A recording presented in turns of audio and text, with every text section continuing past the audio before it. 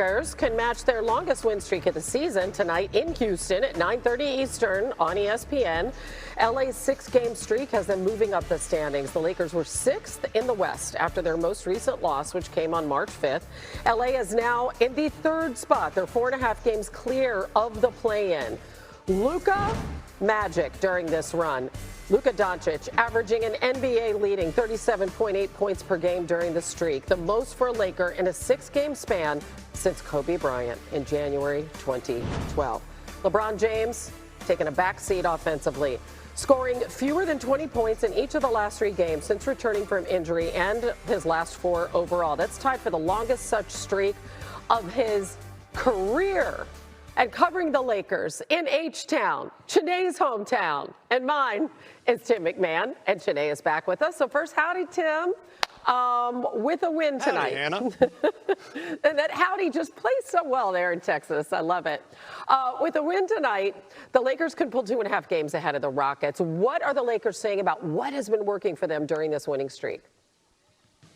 I mean, role definition and role acceptance, embracing a role has been a big part of it, specifically with LeBron James, as you mentioned. And J.J. Redick summed it up when he said the best thing for us is for LeBron to be our 3rd highest used player. There is a clear pecking order. It is Luka Doncic, Austin Reaves, and all-time leading scorer LeBron James as the 3rd option. Not a role player, but the 3rd option. This is the first time in his career that he's had 15 or fewer shot attempts in 7 straight games, but LeBron is thriving in that role. He's not a bit player. He's averaging more than 19 points, almost 7 assists per game, shooting 57% from the floor in that stretch.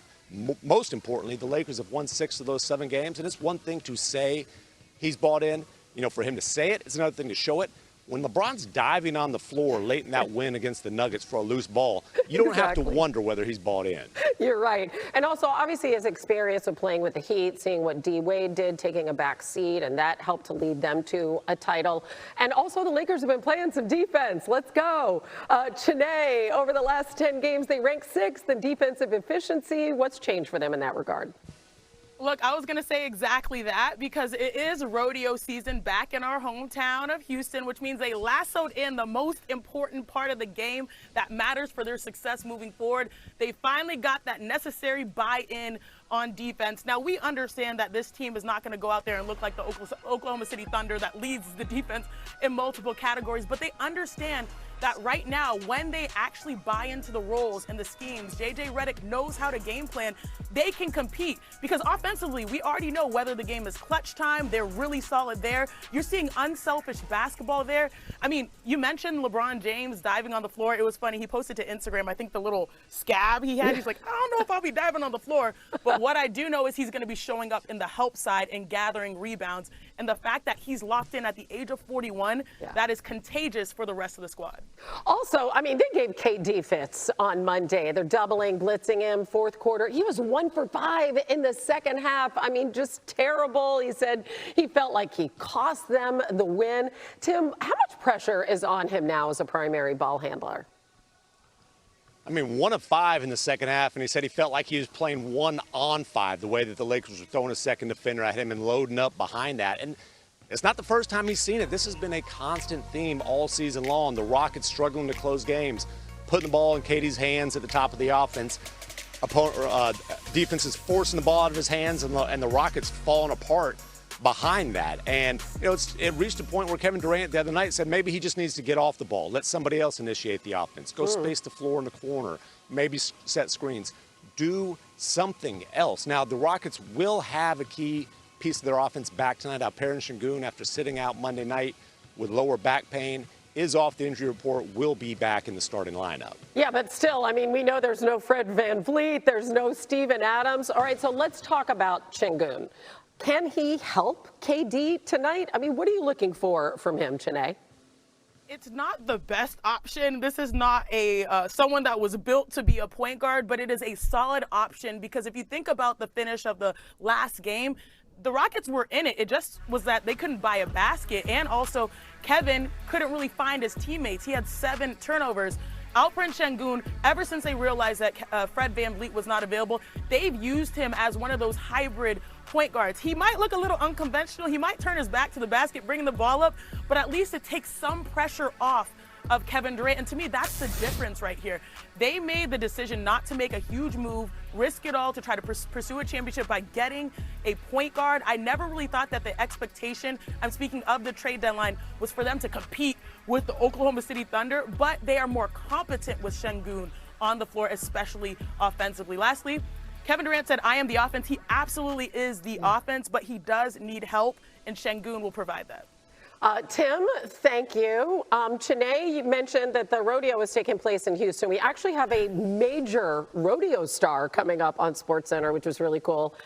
And Chiney is coming up on SportsCenter like a lot, so stick around. Go look at the NBA's hottest teams. Luka and the Lakers on a 6-game winning streak, one shy of tying their longest streak of the season. They're visiting Houston tonight on ESPN. That streak has lifted Los Angeles from 6th to 3rd in the West. The Thunder looking for a perfect 10, taking their 9-game win streak to Brooklyn. OKC has won with defense, allowing the fewest points in the West and recording the most rebounds in the NBA during that streak. But the league's longest active streak belongs to Atlanta. Atlanta Hawks winning 10 in a row, 9 by double digits. They're traveling to Dallas to meet the Mavs, and she's back at Chiney all day, or the title of her new show, Chiney Today, whatever. Take your pick.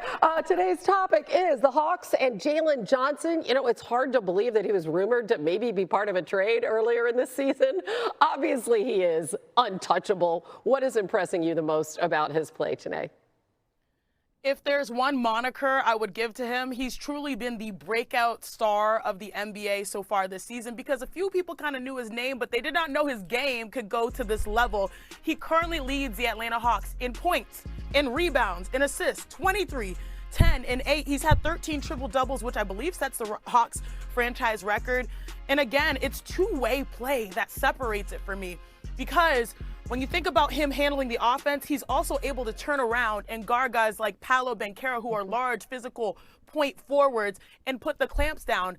Turning the page from the Trae Young era, now we're in the Jalen Johnson era, and that is really reflected in not just his stellar offensive play, but this team has a better defensive mentality, and that's the new era for the Atlanta Hawks. Yeah, and you can see why they went all in on Jalen Johnson. All right, let's talk about the Thunder. They've won 9 straight games now. They're on the second leg of their 5-game road trip. It's their longest of the season. What is catching your attention about the way that this team is playing?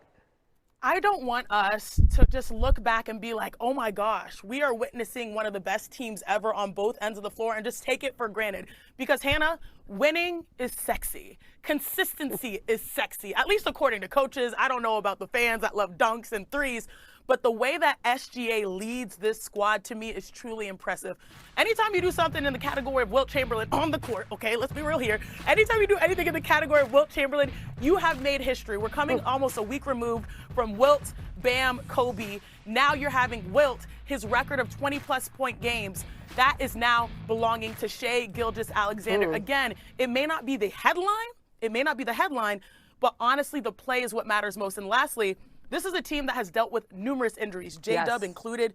The fact that they have consistently maintained their standing and now are the best team in the NBA, they have a real shot to repeat this year. The first time in like 7 seasons as an NBA champion. Absolutely. I mean, that depth has been on full display, as has yours. And before you go, I'm told we have an updated number on your appearances on Twitter today. 18 million. It's about the same number today. Yes. That's tremendous. and more I'm coming. going to go catch my breath and hydrate. Very good.